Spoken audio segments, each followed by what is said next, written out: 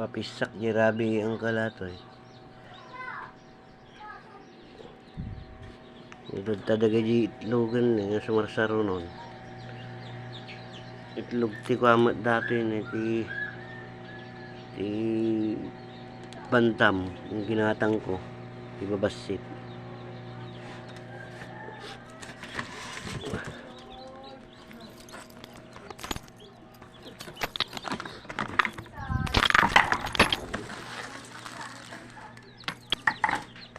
Dati di papisa din na minsan.